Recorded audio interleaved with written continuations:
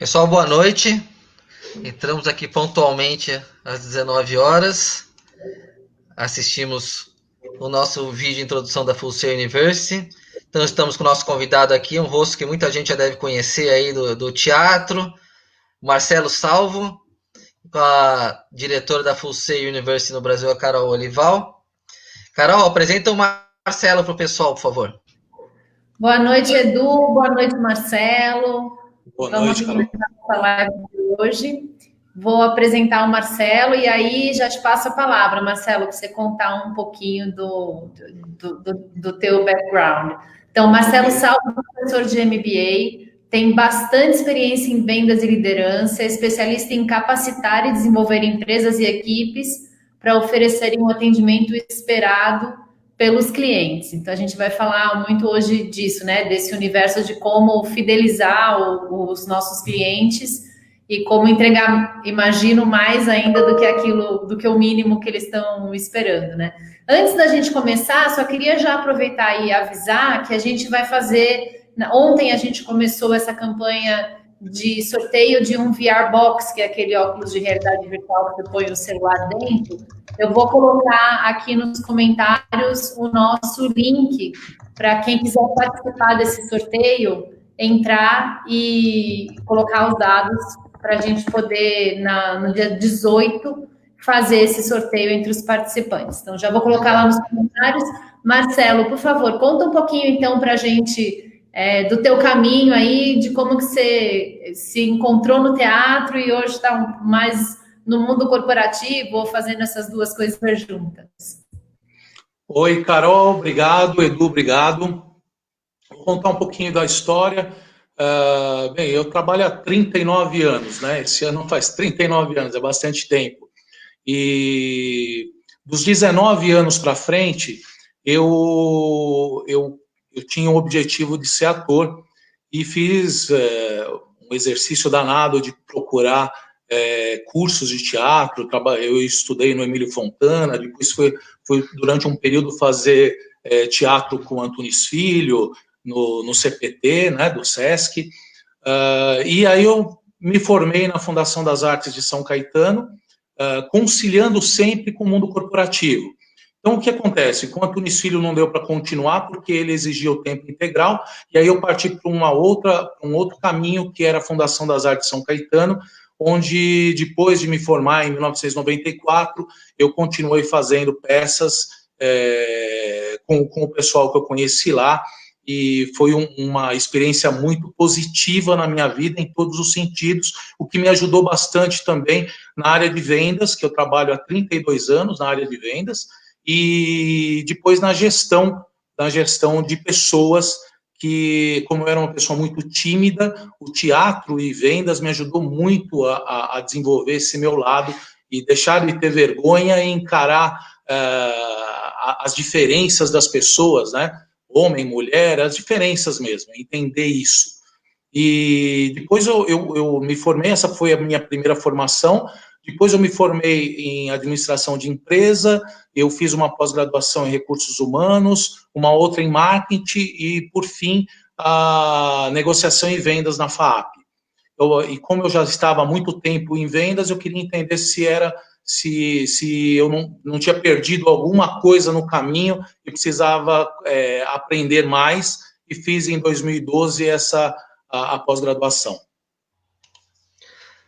Marcelo, uma das principais dúvidas da mecânica do negócio que o pessoal do audiovisual aqui tem, né? Vamos dividir o pessoal do audiovisual aqui como duas frentes principais. A primeira, o produtor de audiovisual que faz um produto institucional. Por exemplo, ele tem um cliente que é uma fábrica de chocolate que está encomendando para ele um vídeo. Poderia ter falado uma agência de publicidade, mas vamos falar desse cliente, né? A outra frente, que é um pouco parecida com a minha, eu também faço vídeo institucional aqui na minha produtora, mas eu estou agora lançando o meu segundo longa-metragem, dia 16 de abril, né? E eu preciso que o tema é que o nosso produto seja um espetáculo para o cliente assistir, né? Esse é o tema da nossa live. Sim. Como é que eu transformo num espetáculo tanto o meu produto audiovisual que eu faço para o institucional e o produto audiovisual, ou seja, um filme que vai para o streaming ou que vai para o cinema, que ele seja um espetáculo para o meu consumidor, aquele cara que vai pagar o ingresso ou que vai alugar no streaming o meu filme. Então, na minha opinião, tudo é muito parecido. Nós temos públicos diferentes, né, cabeças diferentes, mas nós temos um comportamento nosso quando a gente está construindo alguma arte, algum vídeo, algum filme, que é entender a cabeça do consumidor, né? Seja ele pessoa física ou jurídica. Durante muitos anos no teatro, eu percebi que a gente fazia peças de teatro do que a gente gostava. Shakespeare, né? Nelson Rodrigues, e aí vai. E o que acontece é a gente não fazia pesquisa para saber o que o público queria assistir. Muitas vezes o público, e na maioria das vezes, o público ele só vai assistir aquilo que ele quer realmente. E ele abomina algumas coisas, né? Isso você vê em música, você vê, não adianta tocar MPB no mundo que está querendo rap, não adianta. Então você tem que fazer uma pesquisa com o seu cliente, entender as necessidades desse cliente, seja qual cliente te procurou, e se você for fazer algum filme, você precisa entender qual é o público que você quer atingir. Todos os públicos é quase impossível que aconteça isso. Você normalmente vai atingir um público específico e você tem que ir em busca desse público, fazer propaganda para esse público e tudo mais.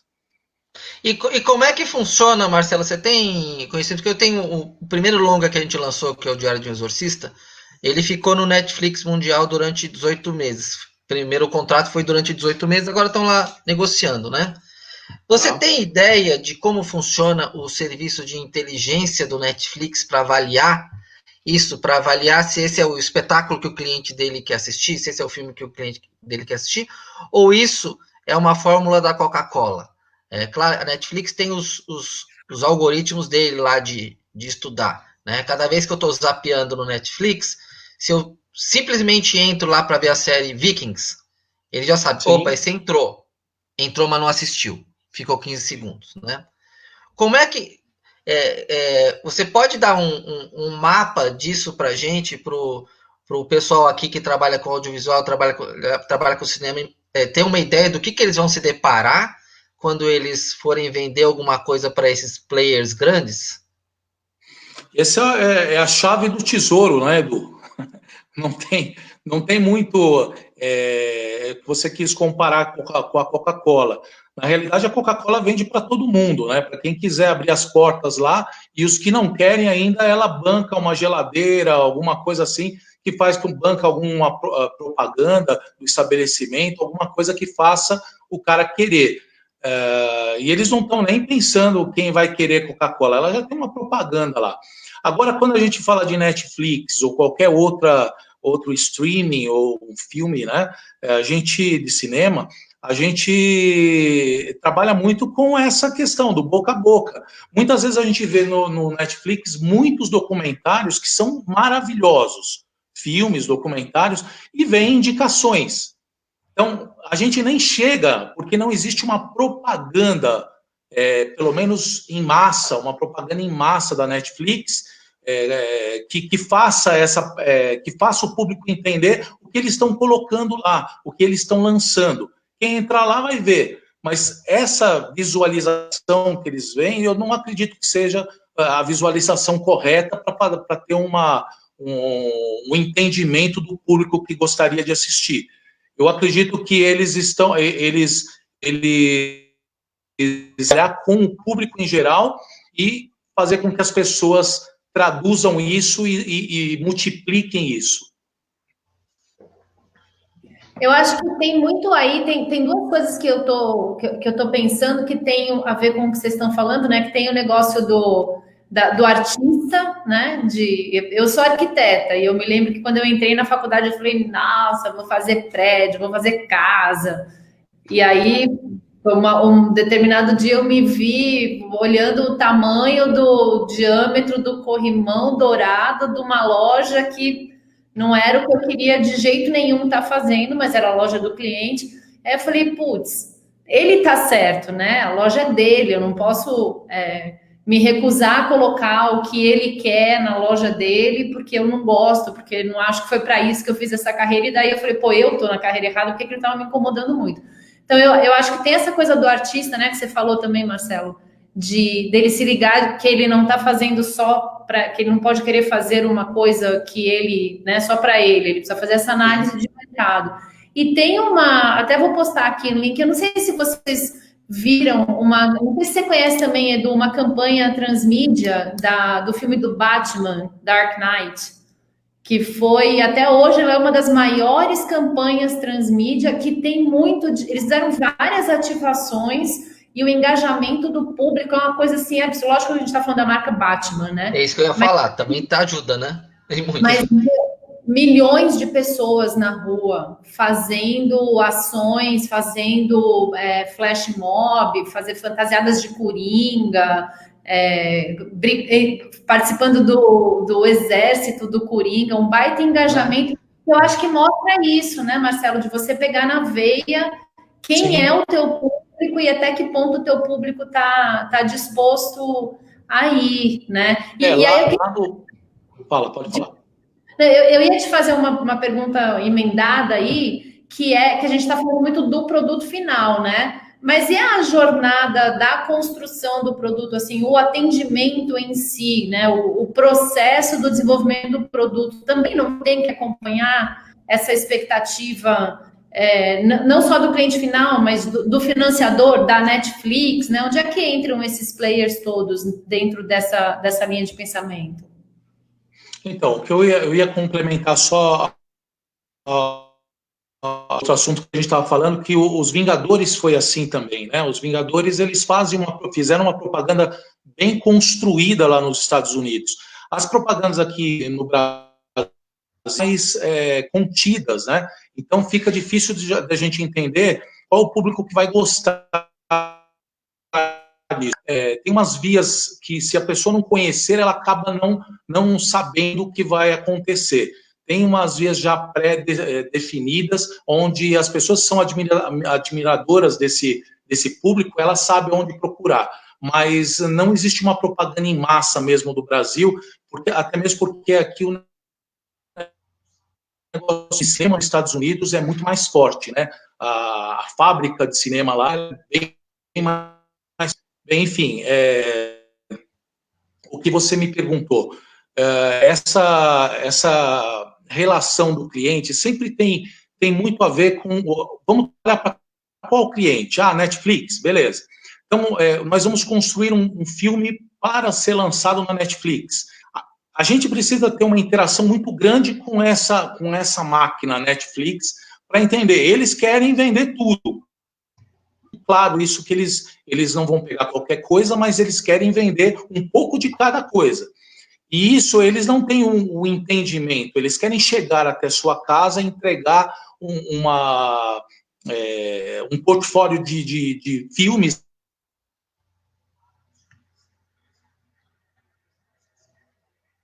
Acho que deu uma travada.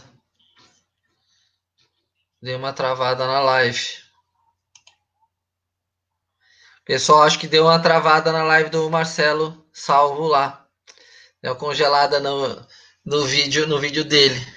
E eu queria emendar uma pergunta com ele para falar do cinema brasileiro, da questão de o cinema brasileiro que vinha atravessando uma parte não mercadológica, produzindo para o próprio umbigo, não produzindo para o mercado, né? Queria fazer a pergunta para o especialista, mas parece que congelou. Você mandou uma mensagem para ele, Carol, para ver se congelou lá o vídeo do Marcelo. Só um pouquinho de paciência aí para ver o que... E você tá sem áudio, Carol. Acho que você cortou o seu áudio aí, de propósito. Tá. Então, ineritamente fui eu que caí dessa vez, né? Ainda. Então, Carol, explica, enquanto o Marcelo entra de novo, explica do link para participar do sorteio do VR Box. Então, para quem está participando das lives, a gente vai fazer um sorteio de um VR Box, que é um óculos daqueles de realidade virtual que entra o óculos. A gente vai fazer com todo mundo que participar das lives e preencher o link desse bit.ly que eu botei aí nos comentários. Dia 18 a gente faz um sorteio para as lives de até o dia 17 e depois a gente faz um segundo sorteio para o final do mês, do 19 até o 30. Edu, então, falando um pouco do cinema, falando disso do mercado brasileiro, como é que você acha? Porque tem muito preconceito, né? Acho que tinha mais, mas ainda tem preconceito com o filme brasileiro. Como é que você vê isso? Porque o Marcelo estava falando, mas nos Estados Unidos a indústria super bem... ele tá certo, não é preconceito, né? Você fazer uma pessoa pagar R$48 para ir num cinema e assistir alguma coisa que ela não quer, né? A pessoa vai comparar que ela paga R$48 e assiste um Avengers, que é aquele espetáculo. Eu, Eduardo, eu não gosto desse tipo de filme. Eu não vou no cinema assistir Avengers, assistir Batman, eu não gosto, desde criança, eu nunca gostei de super-herói, mas mercadologicamente é o que faz sucesso. Eu adoraria trabalhar num filme desse, produzir um filme desse, né? Porque eu sei que é sucesso. Então, assim, você faz o brasileiro querer comparar o que ele vai assistir com um filme feito no Brasil. Mesmo que sejam aqueles filmes dos super mamadores de dinheiro lá, que o cara pegou, sei lá, 15 milhões de reais para fazer um filme. E o cara fez um filme chumbreguetes lá, com um espetáculo de imagem, de efeitos especiais, que é um filme de bom orçamento norte-americano, né? Então você está comparando você assistir um jogo, são 2 jogos de futebol, você está comparando assistir um jogo de várzea com um jogo do Real Madrid, sei lá qual que é o time top que tem hoje aí, Real Madrid, Barcelona, esses times, né? No geral, ainda as produções brasileiras ainda estão assim, essa mesma comparação de, sei lá, 10, 15 anos atrás. A gente tá, Carol, porque a gente não passou 25 anos. Ô, Marcelo, tudo bem? Então, Carol, eu vou emendar a resposta à sua pergunta com uma pergunta para o Marcelo. Né? Marcelo, a gente vem aí, vamos dizer, de 2 décadas pelo menos, de cinema brasileiro feito com dinheiro público, né? Sem levar em consideração praticamente nada do aspecto mercadológico do filme, da exigência do público, né? Sim. Então agora a gente está saindo disso. Está saindo como? Quase ninguém está produzindo, porque não tem mais o dinheiro público para produzir, mas isso você considera isso um processo de depuração? Porque assim, eu estou produzindo sem dinheiro público. Se meu segundo longa-metragem, ele continua sendo sem dinheiro público, né? Mas você acha que isso é um processo de depuração? O que você acha que... Para onde vai o cinema brasileiro com esse fim do dinheiro... não vou chamar de dinheiro fácil, mas o dinheiro que ia para muitos poucos operadores produzirem filmes que não necessariamente eram filmes com caráter mercadológico. O cara fazer um filme de arte num país que não quer consumir filme de arte. Eu acho um filme ruim mesmo. Eu acredito que isso é um grande aprendizado, Edu. É um grande aprendizado. Eu sei que envolve dinheiro, eu sei que envolve recursos demais num negócio desse, numa produção dessa, mas é um aprendizado para todo mundo. O dinheiro público, ele ia para poucas pessoas, né? A maioria era tudo gente que já ganhava bastante dinheiro. Essa é a realidade. Mas tinha algumas pessoas que conseguiam, sim, o dinheiro público para fazer. Eu conheço muitos atores que trabalhariam, sim, por um período sem ganhar muita coisa, com o objetivo de ganhar lá na frente. Eu acredito que a gente vai ter que reestruturar esse mercado, vai ter que reestruturar a forma de pensar.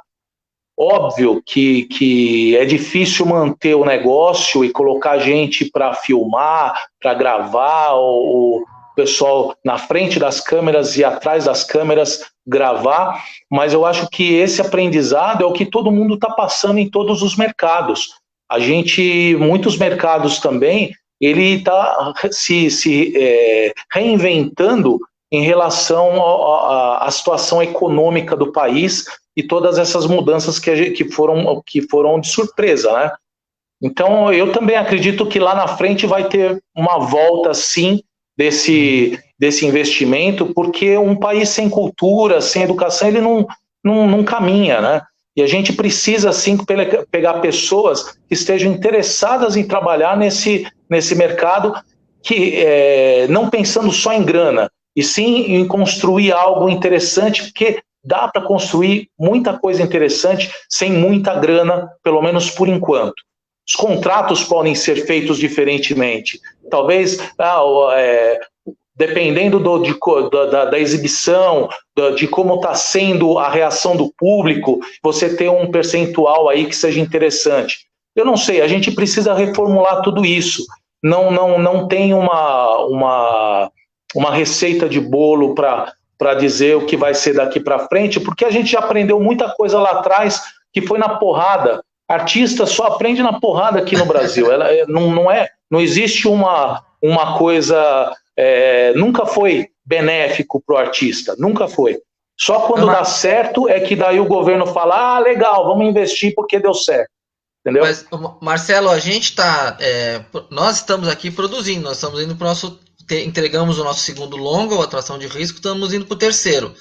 E sem dinheiro público. E eu falo para os alunos lá, nós também lá na pós-graduação lá da Unip, que eu não sou contra haver algum tipo de subsídio para a indústria do audiovisual, porque se tem até a indústria automobilística tem subsídio, por que o audiovisual não vai ter um subsídio? O que eu acho errado, achava errado que isso parou, era aquela concentração de recursos que eram entregues para quem não precisava disso. Né? Para quem já vinha, o cara é uma produtora que produz o comercial para aquela marca de telefone celular lá, riquíssimo, então o cara já tem dinheiro e, davam dinheiro para esse cara, não davam dinheiro para o meu aluno, preferiam dar 5 milhões para esse cara do que dar 100 mil reais para um aluno meu poder iniciar a carreira dele, né? Então, eu acho que cabe ainda apoiar a indústria com subsídio. E acho que, por exemplo, você tem o dinheiro do Fundo Setorial do Audiovisual, FSA. Né? O dinheiro do Fundo Setorial do Audiovisual não é dinheiro público, porque é o dinheiro que, quando você faz um comercial de televisão ou um produto, você paga lá a taxa do Condecine. Então, não é dinheiro público, esse dinheiro está represado. E eu acho que eu não tenho acesso nenhum a governo federal, a nada disso, não quero transitar politicamente. Mas eu acho que eles deviam usar essas verbas, por exemplo, para capacitação, para pagar para o pessoal estudar melhor a parte de audiovisual, né? Fazer um curso dessa parte de uma espécie de coach, assim, de como vender o produto como que você tem, alguma coisa assim, né? Imagina os milhões que se arrecada com o Fundo Setorial do Audiovisual se pudesse ser usado para isso. Eu acho que seria um bom destino para o dinheiro, né? Você tem toda a razão. A capacitação de pessoas é fundamental para que a gente construa bons conteúdos e que a gente tenha uma visibilidade maior nesse mercado de audiovisual, né? A gente tem uma limitação, não são todos, mas eu acho que a maioria tem uma limitação de recursos e aí constrói o que dá para construir. E muitas vezes o que dá para construir não é o suficiente para que você, por exemplo, ganhe um Oscar ou alguma coisa assim, sabe? Fazer um filme, por exemplo, fazer um filme que vá para o Oscar. Muitos filmes são muito bem construídos e não conseguem ganhar o Oscar. Tem a máfia do Oscar, tem tudo, mas tem muita coisa que a gente sabe que poderia melhorar. Não é só uma ideia colocada em prática, mas sim uma construção com bons talentos, né? A gente tem muita gente boa aqui, mas o cara que está muito bem, ele vai para fora. Ele vai para os Estados Unidos, ele vai trabalhar lá fora. Não, mas ele tem que ir, né? Ele tem que ir atrás da evolução dele. Lógico. Aqui nos assistindo está o Eduardo Boone, e ele está falando assim, Marcelo, olha que interessante. Conheço vários atores que trabalhariam por um cachê não tão grande, querendo visibilidade e alcançar uma projeção futuramente. O engraçado é ver uma grande produção de cinema entregar um filme ruim e o independente entregar um filme bom. Verdade. verdade.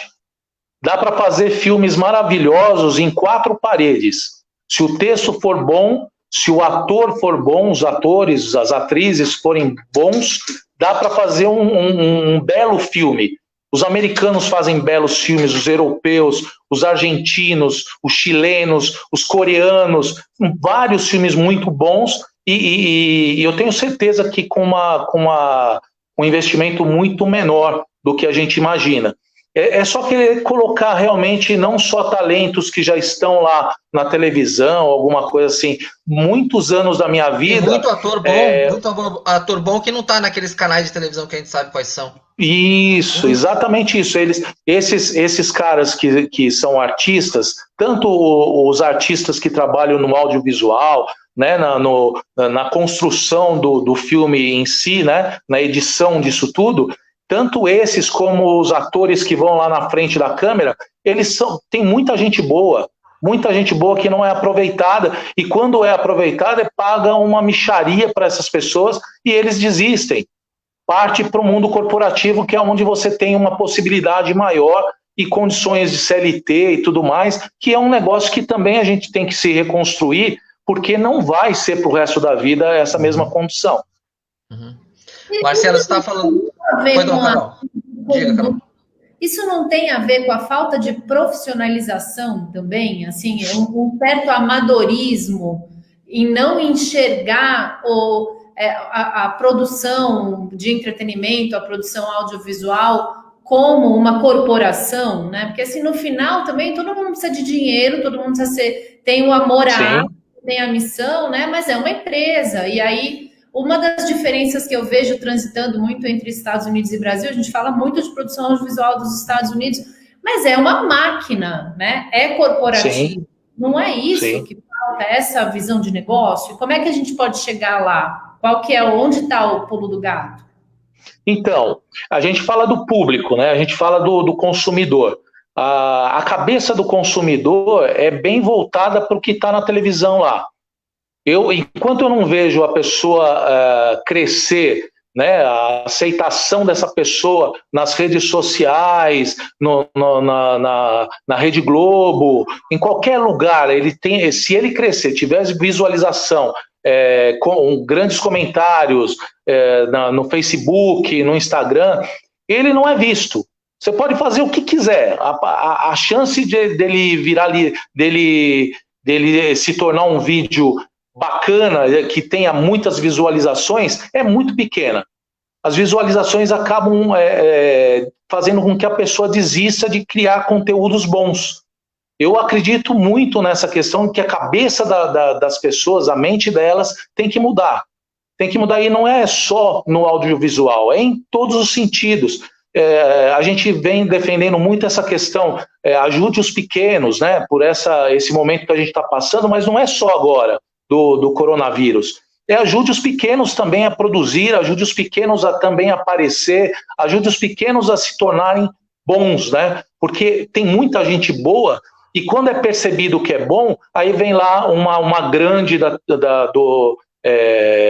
TV e pega esse cara, joga lá no cesto dele e deixa ele lá esquecido. A gente acaba perdendo a possibilidade de ver um grande conteúdo e eles seguram para não ter uma concorrência maior, né? É tipo monopolizar o mercado. Eu acredito muito nisso, Carol. O próprio Supercinema fez 7 anos agora em final de fevereiro de 2020, né? Que hoje é a maior rede social que tem, a maior página que tem no Facebook. A gente tem outras redes sociais também, né? A maior página que tem no Facebook, no mundo dessa questão de educação do audiovisual, somos nós, né? O primeiro post que a gente fez teve 0 de audiência. 0. Acho que eu tenho 2 sócios, né, o Wagner e o Alê. Nem o Wagner, nem o Alê, nem eu vimos no post que nós mesmos fizemos, né? E aí fomos crescendo. Então, assim, a pessoa achar que, tirando o filho do Neymar, que vai virar pro pai e falar, pai, eu quero ser escalador do Monte Everest, o pai vai dar 10 milhões de dólares para ele escalar o Monte Everest de profissão todo ano, todo mundo tem um caminho para batalhar aí, né? Eu tenho alunos lá na pós-graduação, eu tenho alunos lá que, são muito melhores que eu. né? Eles estão lá, estão estudando, falta a parte mercadológica deles, assim, mas os caras são diretores natos, assim. Eles estudam, eles leem, eles estão atrás, e eles sequer posso dizer que eles começaram a carreira dele, que eles nunca produziram nada comercial.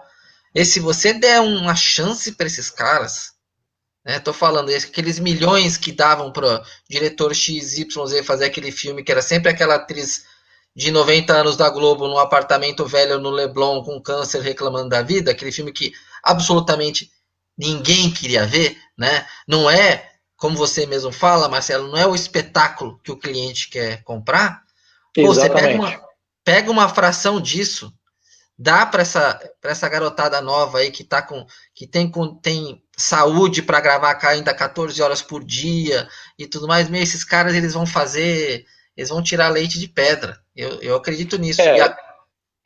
Eles vão precisar da experiência dos professores, né, diretores, produtores que estão há muito tempo no mercado, mas eles vão aprender com a maior garra, porque eu vejo isso quando a gente contrata na empresa estagiários. Eles vêm com a maior garra para conseguir fazer direitinho, para ele atender a necessidade da gente. E isso em todos os mercados. A molecada está precisando de oportunidades, coisa que as empresas pegam. Eu vou pegar e extrair tudo que esse cara tem para me mostrar, porque é formado na faculdade X, Y, Z, e depois que ele me passar algumas coisas que ele aprendeu lá, ou eu fico com ele ou não fico com ele.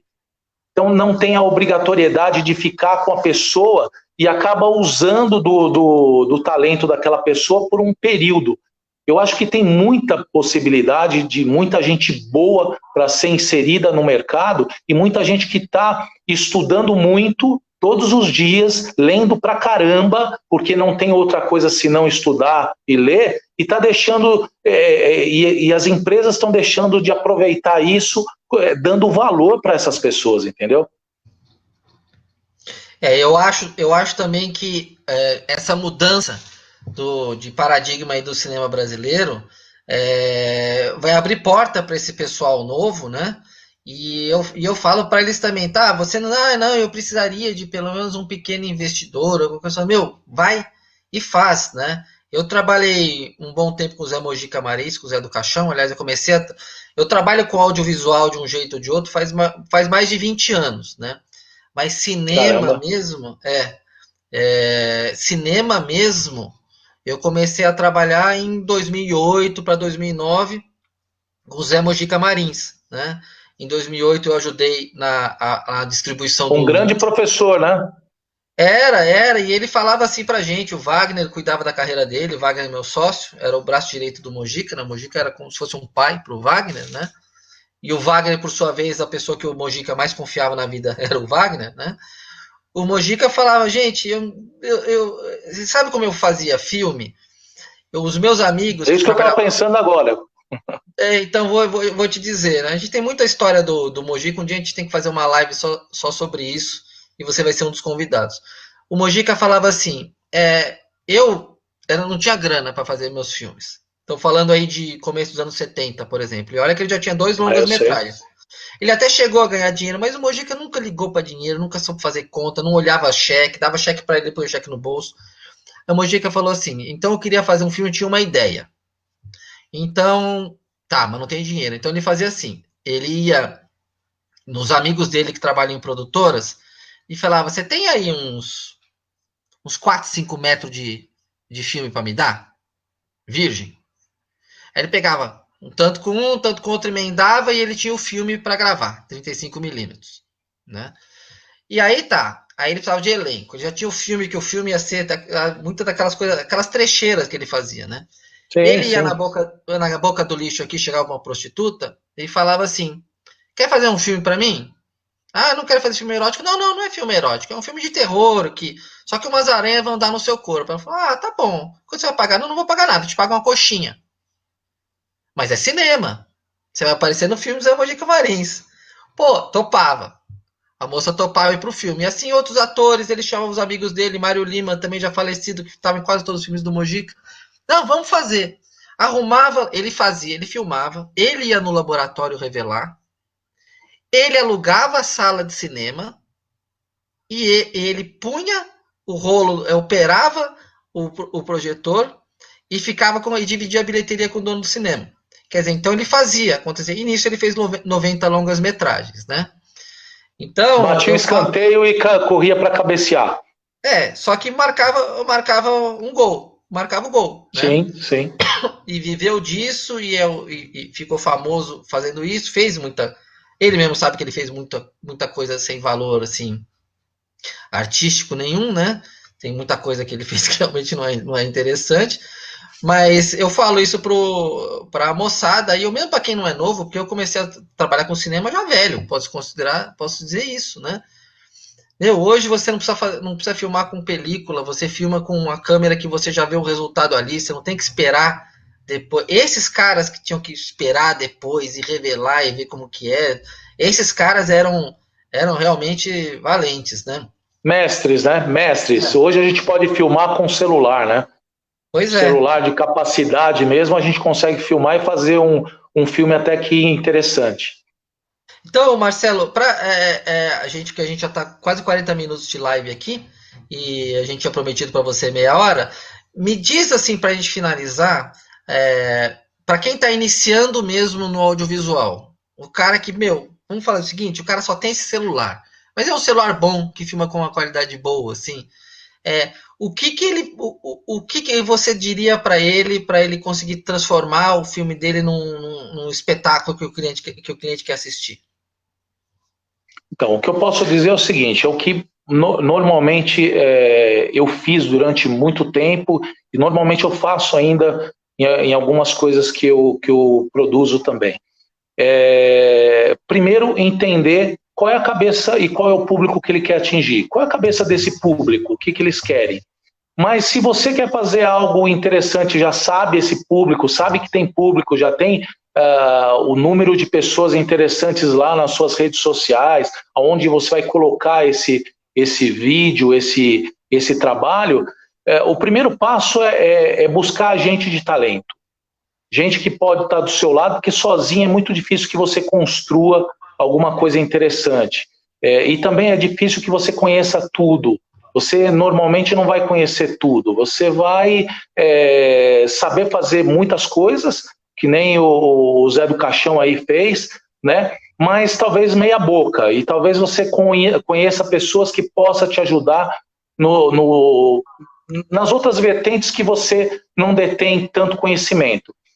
Segundo ponto é que você precisa ter o mínimo de estrutura. Se vai filmar com celular, tem que ter iluminação, tem que ter som, e isso não é caro.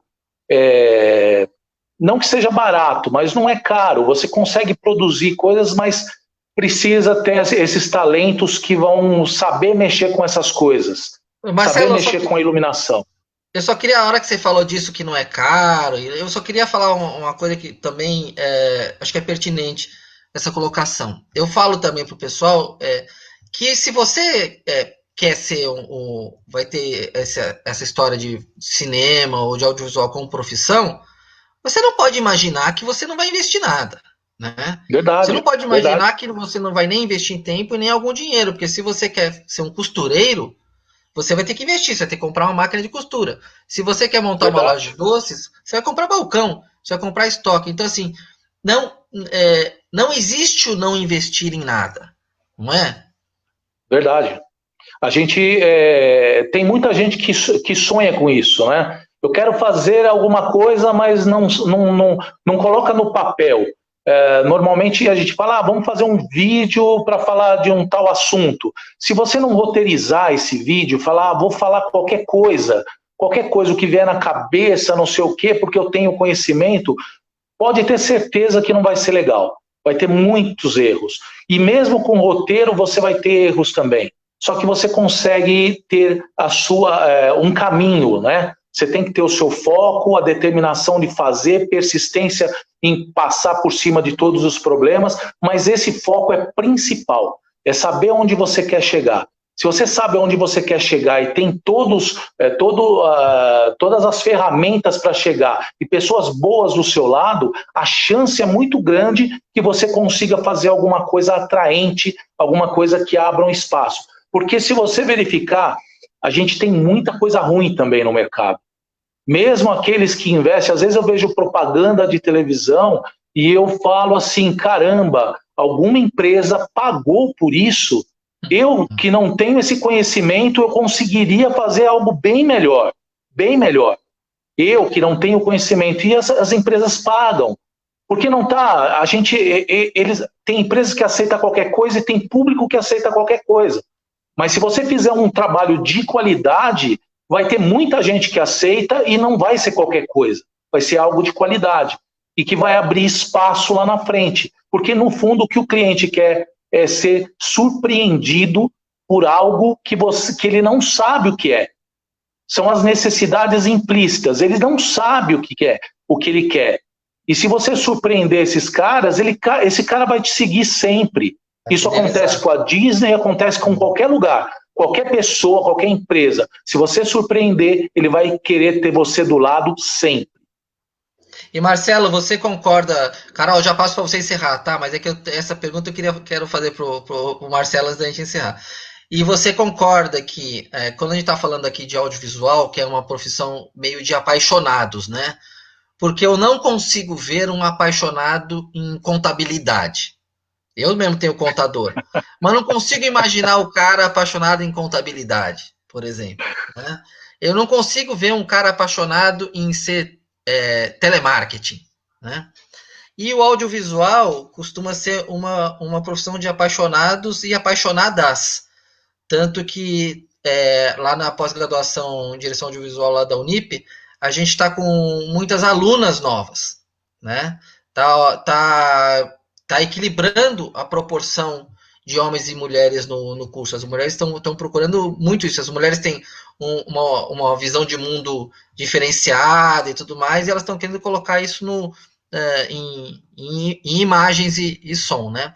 Mas eu queria te perguntar, que eu acabei viajando aqui, é o seguinte, você concorda comigo que também essa questão da paixão pela profissão é muito mais fácil a pessoa se dar bem na profissão dela, e ela vai trabalhar muito mais feliz se ela gostar do que ela fizer, e ela vai conseguir ter mais perseverança para a diversidade, se ela falar assim, não, mas eu estou fazendo o que eu gosto. Então, isso vale para mim ter alguns perrengues a mais do que eu ir trabalhar no tal do escritório de contabilidade. Esse assunto é o assunto mais legal que eu gostaria de ficar 45 minutos falando disso daí. A gente marca outra live depois. Eu sempre falo para os meus alunos e para as pessoas que participam das minhas palestras e treinamentos, né? Eu sempre falo que o brilho nos olhos é o que mostra tudo. Mostra se você está gostando daquilo, mostra se você tem conhecimento. O brilho nos olhos é fundamental em tudo. Imagina por que motivo que eu fiquei... eu saí da arte e fui para o mundo corporativo. Por causa de dinheiro, porque eu precisava me sustentar e não ganhava o dinheiro suficiente aonde eu estava.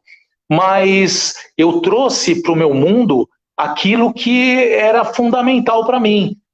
Vivenciar esse momento de estar com pessoas, de mostrar o meu trabalho, de ser aplaudido em muitas situações, né, e de sentir aquele frio na espinha quando você vai entrar numa live e também numa palestra, num treinamento.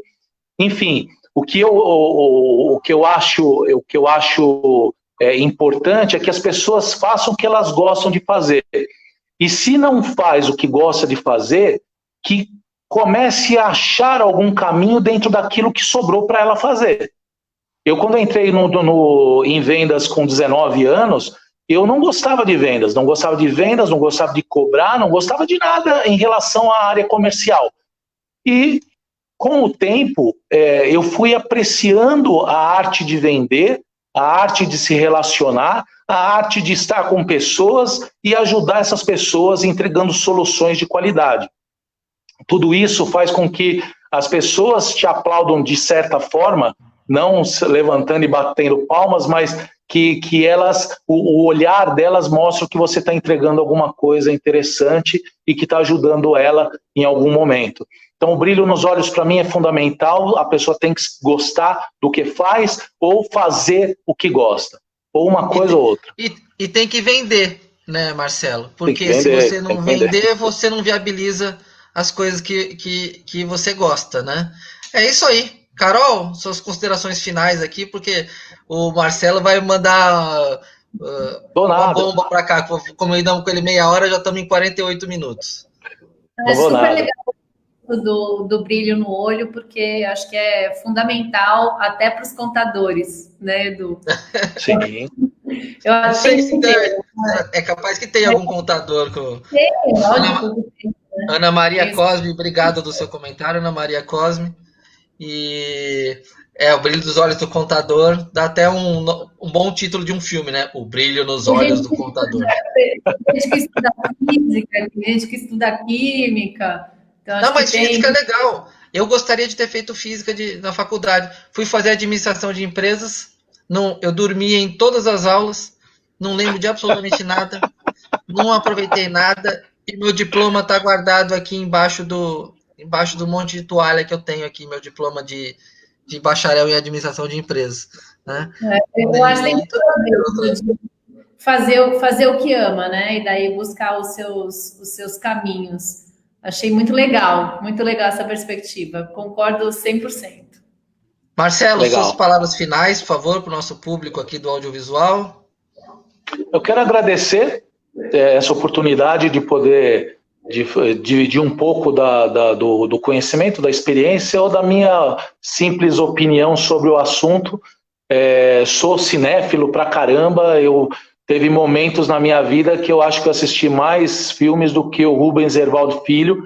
Era incrível assistir um filme por dia, e só pelo fato de poder comentar, se alguém perguntasse, além de adorar o que eu estava fazendo, também queria comentar se alguém perguntasse. Então, até hoje, eu assisto muito filme. E esse é um assunto muito interessante. Na construção de vídeos, eu sou louco para montar um filme e criar coisas assim. Só que o dia a dia não dá espaço para tanta coisa que eu gostaria de fazer, né? Quero agradecer a todo mundo a oportunidade e lembrar que esse brilho nos olhos, ele vende, Edu. Viu, Carol? Ele vende.